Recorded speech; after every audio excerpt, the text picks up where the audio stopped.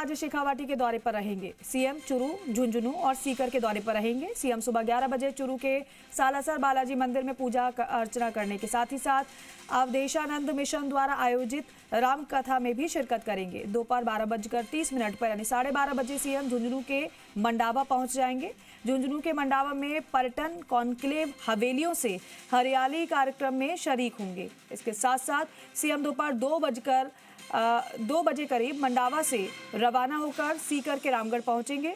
CM Sikar में विभिन्न विकास कार्यों का लोकार्पण और शिलान्यास करने के साथ साथ सभा को संबोधित भी करेंगे।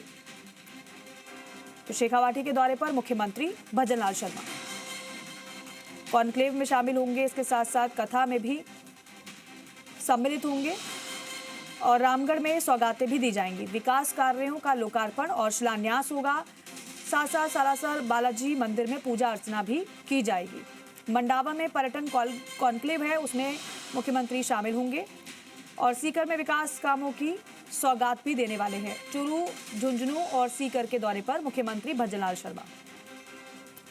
तो शेखावाटी के दौरे पर हैं सीएम। शेखावाटी में पार्टी के लिए चुनौतियां भी रही है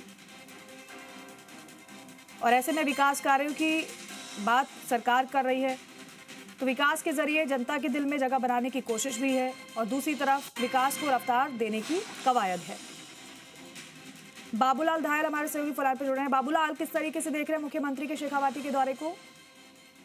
जी देखिए, विधानसभा के चुनाव में भी कांग्रेस पार्टी का यहाँ पर पहला भारी रहा है और शेखावाटी चुनौती रहती है हमेशा बीजेपी के लिए।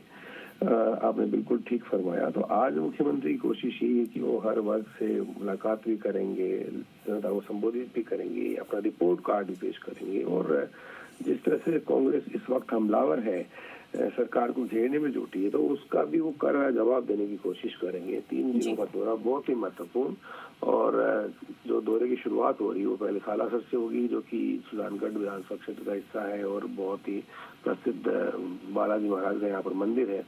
वहाँ पर मुख्यमंत्री जाएंगे और श्री राम कथा का श्रवण करेंगे। इसके बाद में मुख्यमंत्री का वहीं पर लक्ष्मणगढ़ बाईपास पर कार्यक्रम है, जहाँ पर वो अंजनी माता मंदिर के पास में कार्यक्रम में शामिल होंगे और इसके बाद में मुख्यमंत्री भजनलाल शर्मा जो है वो हवेलियों से हरियालो कार्यक्रम, यानी कि भजनलाल शर्मा ने शेखावाटी की हवेलियों को बचाने की दिशा में बहुत बड़ा कदम उठाया था।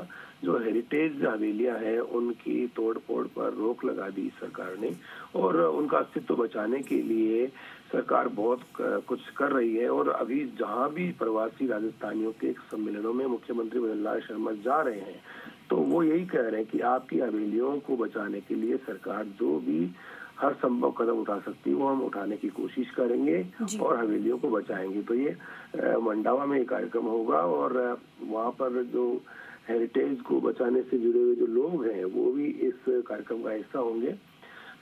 जो भित्ति चित्र हैं हवेलियों के, वो देखने के लिए पूरी दुनिया यहाँ पर आती है और ग्रामीण टूरिज्म को बढ़ावा देने के लिए शेखावाटी में लोग बड़ी तादाद में आने लगे हैं। तो शेखावाटी में टूरिज्म बढ़ रहा है और उसके लिए सबसे बड़ा जो आकर्षण है वो हवेलियां हैं। बिल्कुल। तो मुख्यमंत्री की कोशिश यही होगी कि हवेलियां जो है वो लोगों के दिलो दिमाग पर छाए और इससे रेवेन्यू भी प्राप्त हो, टूरिज्म को बढ़ावा मिले। यहीं पर कई शिलान्यास और लोकार्पण मुख्यमंत्री भजनलाल शर्मा करने वाले हैं। इसके बाद उनका रामगढ़ शेखावाटी पहुंचने का कार्यक्रम है, जहां पर वो कई कार्यक्रमों में शिरकत करेंगे। तो आज बड़े कार्यक्रम हो रहे हैं। इस इलाके के जनप्रतिनिधि, इस इलाके के मंत्री भी मुख्यमंत्री भजनलाल शर्मा के साथ में शिरकत करेंगे और शेखावाटी में किस तरह से सरकार का रिपोर्ट कार्ड भी पेश करेंगे, इस पर भी निगाह रहेगी।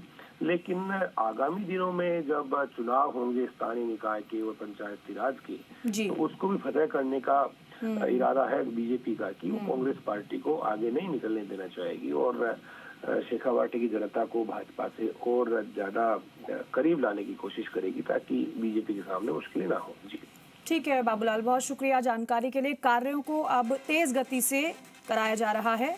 लोकार्पण और शिलान्यास का सिलसिला चल रहा है और शेखावाटी के दौरे पर सीएम, साथ ही साथ विकास कार्यों की सौगात भी दी जानी है।